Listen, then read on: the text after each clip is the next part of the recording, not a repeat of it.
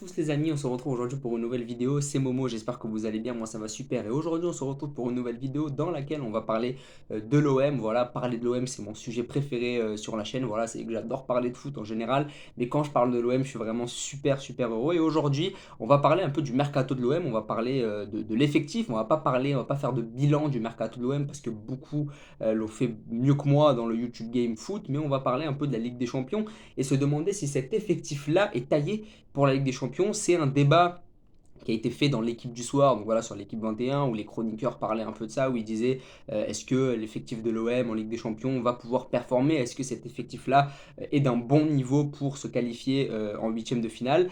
Donc voilà, pour moi, c'était le meilleur moment pour faire une vidéo sur ça. Je sais pas quand est-ce que cette vidéo sortira. Peut-être qu'elle sortira après le premier match face à Tottenham, peut-être qu'elle sortira avant, j'en ai aucune idée. Mais en tout cas, on va un peu voir un peu les recrues et voir un peu si cet effectif est meilleur que l'an dernier et s'il va pouvoir arriver à performer en Ligue des Champions.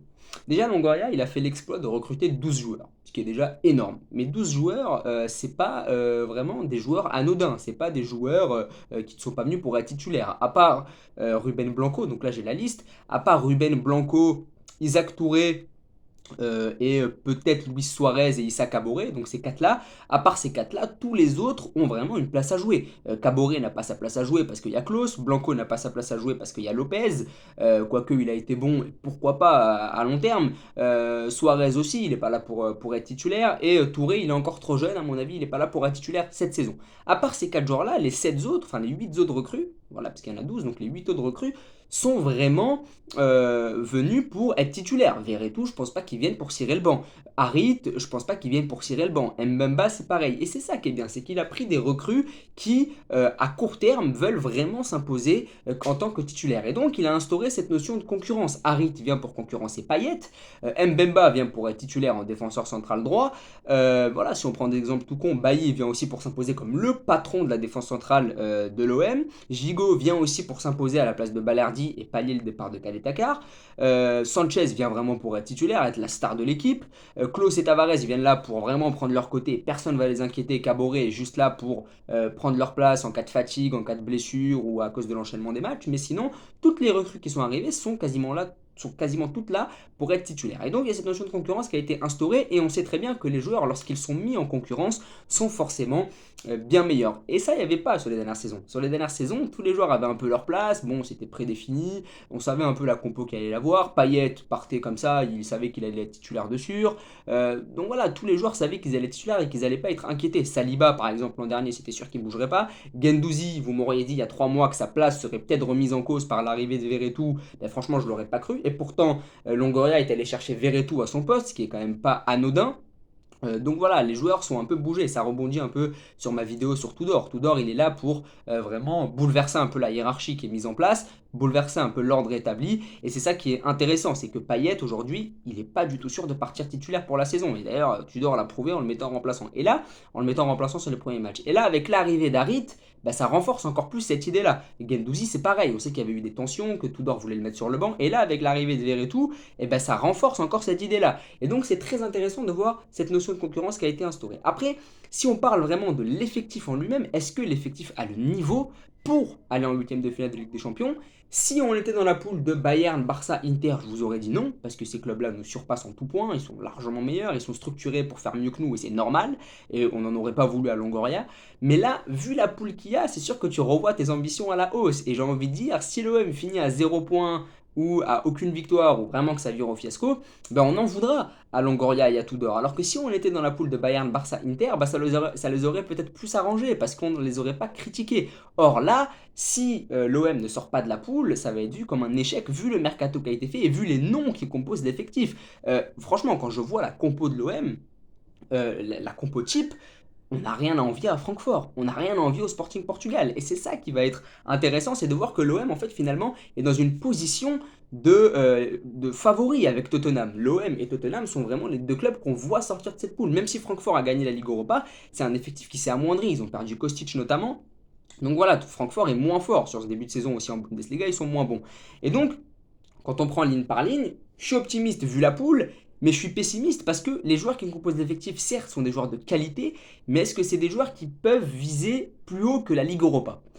On va prendre point par point. Paolo Lopez. Pau Lopez, qui a joué à Séville, qui a joué à la Roma, est-ce que c'est un gardien niveau Ligue des Champions? Non, c'est pas un gardien niveau Ligue des Champions. C'est un gardien niveau Ligue Europa. Il a joué dans des clubs de niveau Ligue Europa. Séville, la Roma, c'est des clubs de niveau Ligue Europa. Et même à Séville, il n'était pas titulaire.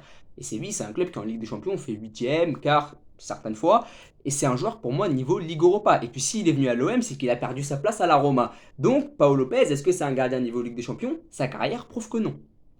Les trois défenseurs centraux qui vont composer la charnière de l'OM cette saison, ça devrait partir comme ça: Bailly, Gigot, Mbemba. Est-ce que ce sont des joueurs niveau Ligue des Champions? Mbemba, pourquoi pas? Mbemba, il a joué des matchs avec Porto en Ligue des Champions, il a fait des huitièmes, des quarts de finale avec Pepe, avec Casillas, mais là encore une fois, s'il a perdu sa place à Porto, s'il a décidé de venir à l'OM, c'est qu'il y a eu une régression. Et puis lorsqu'il jouait à Porto, on ne pouvait pas dire que c'était le maillon fort de la charnière centrale de Porto.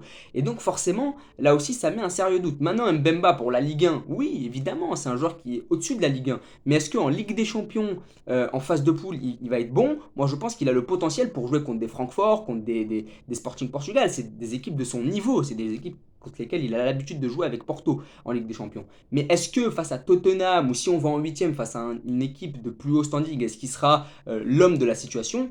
Je pense pas. Bailly, c'est pareil, c'est un joueur qui s'est pas imposé à Manchester United quand en défense centrale c'était la misère. Il y a eu des périodes où c'était Maguire, Lindelof, Phil Jones, et pourtant il n'avait pas réussi à s'imposer, Bailly. Pourtant, c'était vraiment le bordel à Manchester United et il a jamais réussi à s'imposer dans la charnière mancunienne. Et donc là aussi ça interroge, est-ce que Bailly a le niveau de Ligue des Champions? Je pense pas. Il a été très bon à Villarreal, un club niveau Ligue Europa, mais à Manchester United, ça s'est tout de suite corsé. Même lorsque Manchester United jouait la Ligue Europa, il avait eu du mal à s'imposer. Et là, je me pose des questions. Gigot, il n'a jamais joué de compétition européenne au Spartak. Je crois qu'il a peut-être dû jouer la Ligue Europa. Je ne sais pas, j'ai pas fait vraiment d'études de cas sur lui, mais c'est pas un joueur encore niveau Ligue des Champions. Si on prend le milieu de terrain, que ce soit Rongier ou que ce soit Guendouzi, les deux n'ont quasiment jamais joué en Ligue des Champions. Guendouzi ne l'a jamais disputé. Rongier a montré lorsqu'il l'a joué qu'il n'avait pas le niveau. Pour moi, Rongier, c'est un joueur niveau Ligue 1 et c'est peut-être cette année qu'on va tester le potentiel de Rongier parce que lorsqu'il l'a joué en 2019-2020, il n'avait pas été bon, mais à l'image de toute l'équipe. Là, peut-être qu'avec une équipe un peu meilleure, il va peut-être se montrer, mais pour moi, Rongier, le cliché que j'ai sur ce joueur-là, c'est que c'est un très bon joueur de Ligue 1, mais au-delà de ça, c'est pas pour moi, c'est pas un joueur niveau Ligue des Champions et même pas niveau Ligue Europa selon moi. Après, peut-être qu'il peut me surprendre. Si on prend les côtés, que ce soit Tavares, que ce soit Klose, ils sont flamboyants depuis le début de la saison et c'est vraiment des super joueurs. Offensivement, je pense qu'en Ligue des Champions, ils vont faire des dégâts. Moi, je pense que contre des Francfort, des Sporting, même contre Tottenham, ils vont faire des dégâts parce qu'ils sont très bons offensivement. Tavares, il a joué à Arsenal, il a joué des gros matchs à Arsenal contre des gros clubs anglais déjà. Mais là où j'ai un doute, c'est que Klose, il va devoir faire face à Hugminson. C'est là où j'ai un doute, c'est que Klose face à Hugminson, ça va déjà être beaucoup plus compliqué. Tavares aussi, il va devoir faire face à Kulusevski. Donc ça va être beaucoup plus dur pour ces joueurs-là sur le plan défensif. C'est là que ça m'inquiète. Offensivement, j'ai pas de doute, surtout face à Tottenham qui n'est pas connu pour avoir une défense de folie. Tavares, tu le mets face à Emerson, je pense qu'il peut lui mettre la misère, il peut lui mettre le bouillon. Mais défensivement, est-ce que l'intensité, est-ce qu'ils vont la supporter? Oui, en Ligue 1, tu la supportes, mais est-ce qu'en Ligue des Champions, ces deux joueurs-là vont la supporter? Je sais pas. Après, Tavares, c'est censé être un énorme espoir du foot portugais à son poste. Donc, j'ai pas de doute sur le fait qu'il va, à mon avis, élever le niveau et qu'il va être bon. Maintenant, Klose, c'est différent. Certes, il a été appelé en équipe de France, mais passer de Lens, Marseille, donc niveau un peu Ligue 1, direct à la Champions League, pour moi, ça va être compliqué. Après, j'ai pas de doute. Moi, les seuls doutes que j'ai sur ces deux joueurs-là, c'est sur le plan défensif. Ensuite, offensivement, on a Payet qui part pour être sur le banc a priori. Si Payet vient à jouer titulaire, j'ai des doutes sur le niveau de Payet en Ligue des Champions. En Ligue des Champions, ce joueur n'a jamais prouvé avec l'OM. 2019-2020, il rate son penalty face à Porto. Et avant ça, je crois qu'il faut remonter à 2013. Je ne sais même pas s'il était là lors de la campagne de la dernière campagne avant celle de 2019-2020 avec l'OM. Je ne sais même pas s'il était là. Donc, Payet, j'ai vraiment des doutes sur sa capacité là aussi à élever son niveau. Pour moi, c'est un joueur niveau Europa League. Oui, il a fait 17ème du Ballon d'Or, on le sait, il a brillé à l'Euro, etc. Mais pour moi, c'est pas un joueur niveau Ligue des Champions, Dimitri Payet. Je vais pas mentir, moi je donne mon avis, je pense que c'est pas un joueur niveau Ligue des Champions. Il l'a jamais été dans sa vingtaine, je pense pas qu'il le sera à 35 ans. Il peut me faire mentir parce que c'est quand même un super joueur qui a une technique au-dessus de la moyenne en Ligue 1, mais pour moi, il n'a pas le niveau Ligue des Champions. Et ensuite, Alexis Sanchez, il a fait de très bonnes choses avec Barcelone en Ligue des Champions, avec Arsenal, etc. Maintenant, c'est un joueur qui est vieillissant. Est-ce qu'il va supporter la distance, jouer tous les 3 jours, etc. À 35 ans, est-ce que vraiment, 34 ans, est-ce que vraiment il va supporter l'intensité, l'enchaînement des matchs, etc. J'ai un peu plus de doutes sur Alexis Sanchez. Intrinsèquement, oui, il a le niveau. son talent avec les pieds, etc. Même physiquement, on le voit, il est stock, il est à l'aise, etc. avec le ballon. On le connaît, Alexis Sanchez, on sait qu'il a le niveau Ligue des Champions, évidemment. C'est un joueur de classe mondiale. Mais est-ce que c'est un joueur qui, à 34 ans, peut encore performer à ce niveau-là avec l'intensité des matchs de Ligue des Champions, etc., avec l'enchaînement des matchs? J'ai un peu plus de doutes là aussi. Et ensuite, si on prend Under, Gerson, Harit, Suarez, si on prend tous ces joueurs-là, j'ai encore des doutes sur ces joueurs-là. Under, là aussi, il a quitté la Roma pour venir à l'OM. Il ne s'imposait pas à la Roma. Est-ce qu'il a le niveau Ligue des Champions? Je ne sais pas. Gerson, même s'il est monté d'un cran l'an dernier en termes de niveau, il n'a jamais connu la Champions League. Il a échoué à la Roma lui aussi. Est-ce que vraiment Gerson en Ligue des Champions va montrer? Je ne sais pas. Là aussi, j'ai un doute. Donc voilà, il y a énormément de doutes sur les joueurs. Verretou, pour moi, c'est peut-être la meilleure valeur sûre des recrues parce que c'est un joueur qui a quand même eu de l'expérience à la Roma, il a quand même fait des belles choses, il a été international français, il a quand même joué des compétitions européennes. Maintenant, là aussi, est-ce que Ligue des Champions, est-ce qu'il va tenir la distance? Je sais pas. Donc j'ai énormément de doutes. Je pense que pour la Ligue 1, cet effectif-là est clairement très bien taillé. C'est vraiment pour moi le meilleur effectif de Ligue 1 derrière le PSG, avec Monaco notamment. Mais est-ce que vraiment en Ligue des Champions, vu le passif des joueurs dans cette compétition, vu leur passif en club en général, est-ce que ils vont s'imposer en Ligue des Champions? Pour passer la poule, oui, je pense que les Verretou, les Mbemba, les Rongier, les Guendouzi, pour battre Francfort, le Sporting, c'est possible. Mais en huitième de finale, quand tu vas devoir jouer un premier de poule, est-ce que ces joueurs-là vont tenir la distance? Je pense pas. Donc voilà, merci beaucoup d'avoir regardé la vidéo, j'espère que vous avez apprécié. Évidemment, n'hésitez pas à partager, à vous abonner, à liker, à commenter, c'est très important pour la suite de la chaîne. Merci beaucoup.